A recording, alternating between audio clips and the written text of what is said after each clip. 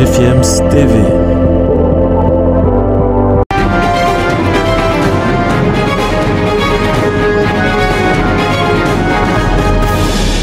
Bonjour, bienvenue sur GFIEMS TV. C'est un plaisir renouvelé de vous savoir nombreux à l'écoute de Sport Matin. Sport Matin de ce mardi, on parle donc du stage de détection de GFIEMS TV et de Boavista Football Club. Donc on est déjà pratiquement vers la fin de cet événement. Et puis dans ce même numéro, on parlera des éliminatoires de la Coupe d'Afrique des Nations Côte d'Ivoire 2023 avec les résultats, n'est-ce pas, enregistrés lors de la première journée. Quelques résultats bien sûr, et puis on va aborder le sujet lié au football féminin. Le football féminin et la finale de la Coupe du Sénégal de football féminin qui s'est jouée ce dimanche. On ne va pas oublier d'autres sports bien sûr, puisqu'on est une chaîne de télé qui rassemble tous les sports confondus en Afrique. On parlera donc de l'athlétisme, on abordera aussi le sujet lié au judo et bien sûr on parlera du cyclisme. Restez scotchés, juste un break, je reviens derrière pour développer.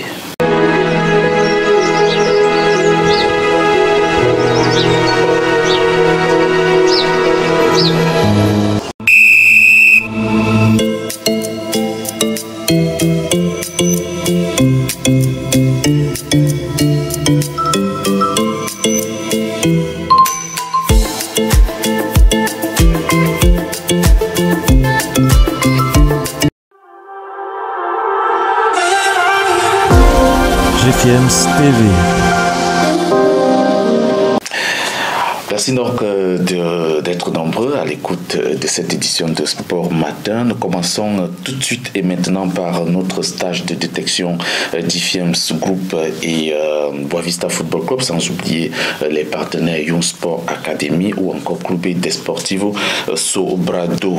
Comme donc on l'avait annoncé depuis plusieurs semaines, on commence, n'est-ce pas, déjà à entrer dans les choses sérieuses, ou encore on y est déjà avec, n'est-ce pas, ce stage de détection qui se poursuit du côté de Bouskoura avec les dernières phases pratiques mises en place par les techniciens sous le regard des recruteurs portugais présents sur le site.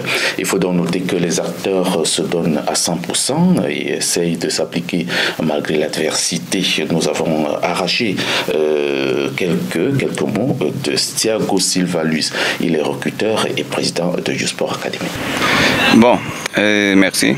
Les joueurs qui sont ici, on avoue qu'il y a joueurs avec des qualités. Et on peut voir aussi que les joueurs, qui nécessitent un peu de formation. Mais nous sommes optimistes avec 2-3 joueurs dans ce moment qu'on pense qu'ils peuvent jouer à l'extérieur. Le stage de détection qui prend donc fin ce mardi nous donne déjà une idée sur les qualités des uns et des autres, mais nous nous sommes rapprochés des jeunes pour savoir dans quel état d'esprit, n'est-ce pas, ils sont en ce moment depuis le début de ce tournoi. Je me sens très bien, je me sens plus confiant avec les jours qui suivent et je commence à prendre plus l'habitude avec les joueurs qui sont là. Et oui, tout va bien pour le moment. En tout cas, je me sens hyper bien. Je pense qu'au fil du temps, ça va s'améliorer encore. Moi, j'ai fait de mon mieux. Bon, tout dépendra du dirigeant maintenant. C'est à lui de voir si mes performances lui conviennent. Nous reviendrons donc en large et en longueur sur les points essentiels de ce stage de détection dans notre édition spéciale, stage de détection. Mais avant, on va écouter quand même un mot d'Edgar. Edgar, recruteur de Clube Desportivo Sobrado du Sporting du Portugal, tant pour moi, et ex-footballeur international portugais. À partir de la première session, les joueurs ont fait un travail meilleur physiquement et moi vu qualité en 4-5 joueurs. Il y avait des joueurs intéressants qui n'ont pas de compétition et qui nous est intéressés pour entrer en Portugal. Donc on revient sur notre tableau et on va parler rapidement des éliminatoires de la Coupe d'Afrique des Nations Côte d'Ivoire 2023. Sadio Mané entre donc encore plus dans l'histoire du football sénégalais après son triplé triplé réalisé face au Bénin lors de la première journée des éliminatoires de la Coupe d'Afrique des Nations 2023. L'ancien joueur de Génération Foot est désormais le meilleur buteur de l'histoire du football sénégalais avec 32 réalisations en 90 sélections. Il devance ainsi Henri Camara qui avait 31 buts jusque-là. Sadio Mané surclasse donc aussi Jules François Bocandé de regrettée mémoire, Mamadou Niang, Mamadou Diallo ou encore El Hadji Diouf dans cette course, n'est-ce pas, au légendaire du football sénégalais. Il reste alors à l'attaquant de Liverpool d'aller chercher un autre record en sélection. C'est celui de joueur le plus capé, détenu toujours par Henri Camara et ses 99 sélections. Mané en a 90 déjà. Restons donc dans l'euphorie du football africain et parlons des résultats des éliminatoires de la Coupe d'Afrique des Nations 2023. Le Sénégal, champion d'Afrique, a été sans pitié pour le Bénin, 3 buts à 1 avec un triplé de Sadio Mané dans le groupe L. Pendant ce temps, le Rwanda et le Mozambique se séparaient sur le score d'1 but partout. On va vivre, n'est-ce pas, ce mardi, la deuxième sortie des Lions de la Teranga et ça sera face au Rwanda. Mais avant, écoutons, n'est-ce pas, cette réaction de Sadio Mané au sortir de son triplé. Je pense que ça fait plaisir, honnêtement ça fait plaisir. Comme je l'ai toujours dit, mon job c'est de marquer, de faire marquer mes coéquipiers. Après, ce qui est le plus important pour nous ce soir, c'était de gagner. On l'a fait ensemble. Je pense que c'est toute l'équipe. Je pense que l'équipe a bien joué depuis le début jusqu'à la fin. Et on s'est créé pas mal d'occasions. Défensivement, on a été costaud et je pense qu'on a pu concrétiser ce qu'on a eu. Et je pense que voilà, c'est ça. On enchaîne avec d'autres résultats. Notons que dans le groupe I, la République démocratique du Congo est tombée face au Gabon 0 but contre 1 à domicile. C'était donc il y a quelques jours. Et puis la Mauritanie a largement battu le Soudan 3 buts à 0. Demain, on aura droit à deux rencontres pour cette deuxième journée. Soudan, République démocratique du Congo et Gabon, Mauritanie. Dans le groupe G, donc, on va vivre, n'est-ce pas, cette large victoire du Mali sur le Congo, 4 buts à 0. La Gambie a, quant à elle, assuré l'essentiel, 1 but à 0 face au Soudan du Sud. Jeudi, on aura, n'est-ce pas, Soudan du Sud, Mali, et demain, ça sera le Congo qui va affronter la Gambie dans ce groupe G. On passe dans le groupe F avec la victoire de l'Algérie, 2 buts à 0 sur l'Ouganda. L'Algérie qui, n'est-ce pas, renoue avec la victoire après avoir fait la une de certaines critiques sur son élimination à la Coupe du Monde Qatar 2022. Dans ce même groupe F, le Niger et la Tanzanie sont séparés. Score de la partie 1 but partout. Demain, on va vivre 2 matchs, Tanzanie-Algérie et Ouganda-Niger. Passons dans le groupe H avec la large victoire des éléphants de Côte d'Ivoire. 3 buts à 1 sur la Zambie, pendant que les Comores venaient à bout du Lesotho, 2 buts à 0.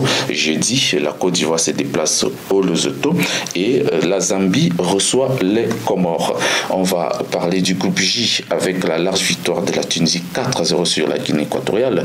La Libye, elle, s'est imposée à domicile 1 à 0 sur le Botswana. Et puis on va débriefer le groupe D avec la victoire de l'Égypte 1 but à 0 sur la Guinée Conakry, un but inscrit en fin de rencontre.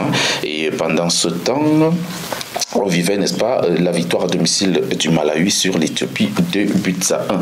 J'ai dit donc, on va vivre les rencontres Guinée-Malawi et Éthiopie-Égypte. La Guinée qui doit absolument battre le Malawi pour recoller, n'est-ce pas, au classement.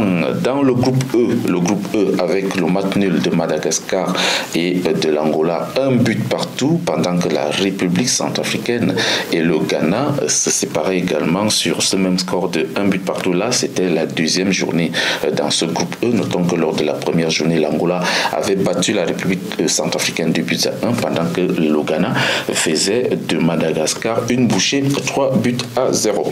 Dans le groupe C, la Namibie et le Burundi se sont séparés 1 but partout, pendant que le Cameroun et le Kenya n'ont pas joué. Ils n'ont pas joué. Le Kenya étant suspendu par la Confédération africaine de football ou par la FIFA, si vous voulez, parce qu'il y a eu, n'est-ce pas, des problèmes au sein de la fédération kenyane de football. Pendant ce temps, donc, en attendant le match face à la Namibie, les Lions indomptables du Cameroun ont donc joué un match contre la sélection A', victoire 4 buts à 1 de l'équipe A. L'équipe A sur l'équipe A' constituée uniquement des joueurs locaux. Sur une satisfaction, n'est-ce pas, de Samuel Eto'o, qui rêve, il faut le dire, d'une belle performance de l'équipe nationale du Cameroun à la prochaine Coupe d'Afrique des Nations. On a 7 matchs à faire dans 5 mois et demi. 7, les gars. 7.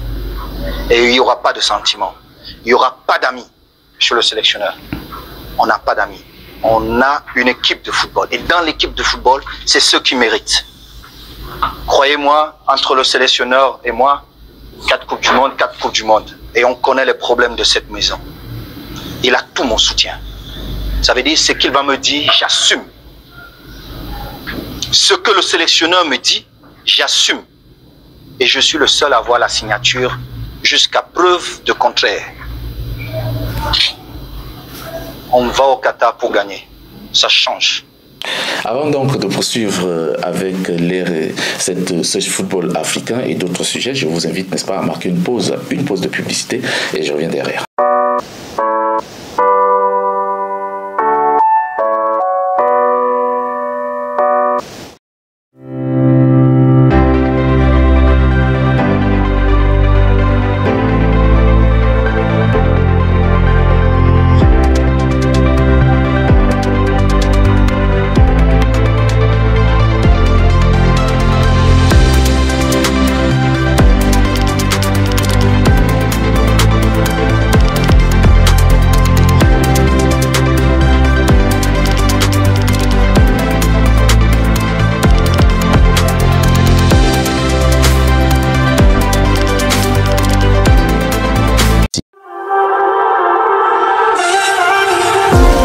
GFM's TV. Alors, nous continuons. Là, on va parler de quoi? Essentiellement, on revient sur le match République centrafricaine-Ghana. Score 1 but partout. La RCA a donc fait sa deuxième sortie. C'était ce dimanche face au Black Stars du Ghana. C'était aussi le deuxième match de Aladoum Kolimba, le gardien de but d'origine camerounaise, auteur d'un match plus que parfait malgré le score d'1 but partout. Aladoum Kolimba bénéficie ainsi de la confiance du sélectionneur des Fauves du Bas-Ubangui, Raoul Savoy, et répond présent depuis son arrivée. Malgré la défaite de 2 buts à 1 lors de la première journée face à l'Angola dans ces éliminatoires de la CAN 2023, le match nul 1 but partout face au Ghana permet donc à la RCA de se remettre en course et d'espérer une victoire face à Madagascar. Ce sera le 19 juin prochain. Aladoum Kolimba, lui, joue à Wiki Tourist, c'est au Nigeria, et avait déjà évolué avec la sélection camerounaise des A', dont il est originaire. Alors, affaire Gabon et son voyage pour rejoindre Kinshasa. On revient donc sur ce voyage des Panthères du Gabon, qui ont d'ailleurs battu la République démocratique du Congo 1 but à 0, malgré un voyage plus que compliqué. Il faut noter que l'avion qui portait les Panthères du Gabon pour Kinshasa s'était donc posé, autant pour moi, du côté de Barcelone, à cause des problèmes techniques liés, n'est-ce pas, dans l'équipage, je pense bien. Et puis l'équipe y a passé toute la nuit pendant que la compagnie cherchait une solution alternative pour permettre à la délégation gabonaise de rejoindre Kinshasa, où le match devait donc avoir lieu. Notons que la Fédération gabonaise de football a adressé une correspondance à la Confédération africaine de football pour solliciter le report du match de 24 heures. La Confédération Fédération africaine de football a donc répondu qu'une telle option doit avoir l'aval de la Fédération congolaise de football association qui a d'ailleurs rejeté cette demande. Suite donc à ce refus, 17 joueurs ont pu rallier Kinshasa samedi, jour de match avec le sélectionneur adjoint et le médecin. Les 7 autres joueurs et le reste de l'effectif sont arrivés ce dimanche du côté de Libreville. Voilà donc le Gabon qui est arrivé par contre à Kinshasa ce jour-là à 4 heures du match. C'était face à la RDC. Malgré donc cette victoire, cela ramène à voir le problème d'organisation dans nos sélections nationales. Pourquoi pas organiser un stage de préparation sur place au Gabon pour un match qui va se jouer en République démocratique du Congo, juste à côté, à 1 heure, je pense même, de vol de là. Donc pourquoi aller toujours en France, même quand on a un match en Afrique, on doit tenir compte de certains inconvénients ou des choses qui peuvent arriver sans qu'on s'y attende. Allons-y et parler du football féminin. Le football féminin est la finale de la Coupe du Sénégal de football féminin qui s'est donc jouée ce dimanche avec la victoire de l'Union sportive des Parcelles Asseni en abrégé USPA sur AS Dakar Sacré-Cœur 2-0. Absatou Malado Diallo a donc ouvert la marque à la 53e minute pour USPA, et puis l'attaquante internationale sénégalaise Pascaline Bassene a fait le break, c'était à la 85e minute. L'USPA peut donc rêver d'un doublé Coupe Championnat, car le club est premier du groupe B en championnat.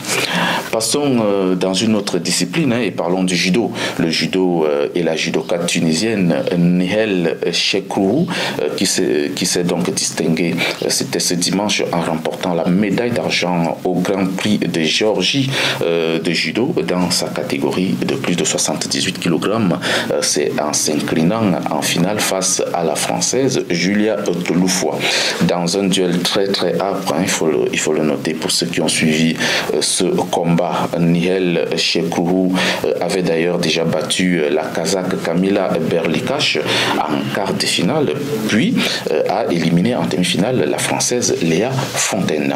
Quittons le judo et parlons de toute autre chose. Je vais aborder le sujet lié à l'athlétisme et l'île Maurice. L'île Maurice qui va accueillir du 8 au 12 juin prochain les 22e championnats d'Afrique d'athlétisme. C'est d'ailleurs la 3e fois que ce pays organise cet événement après avoir pris la place de l'Algérie. L'Algérie qui était prétendue, n'est-ce pas, organiser ce tournoi et qui a désisté à la dernière minute.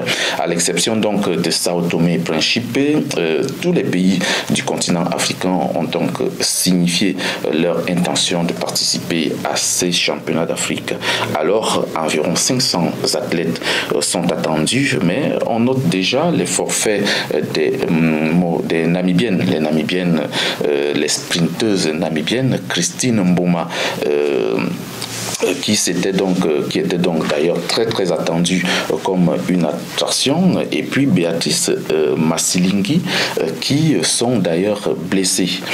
On va parler en dernier sort du cyclisme. Le cyclisme et l'Union cycliste internationale, l'UCI, qui croit plus que jamais en l'essor du cyclisme africain. L'instance mondiale du cyclisme vient de signer un partenariat avec l'association des comités nationaux olympiques africains, l'ACNOA, un accord qui a pour but d'accompagner la progression des coureurs africains en vue des championnats du monde sur route qui auront lieu au Rwanda en 2025. Ce partenariat prévoit d'ailleurs la détection des meilleurs talents africains âgés de moins de 23 ans et leur participation à des courses européennes, mais aussi leur inscription à des programmes de développement pour les 3 prochaines années. Mesdames, messieurs, c'est donc tout pour Sport Matin. Sport Matin de ce mardi avec tout son contenu. Je vous retrouve vendredi pour une autre édition de Sport Matin. Mais avant, on aura jeudi le Classico avec 2 invités prestige qui ont débattu sur le sujet lié au football ivoirien. Et puis samedi, vous aurez encore sur votre plateforme DFM TV échange avec. Portez-vous bien et à très vite. Thank you.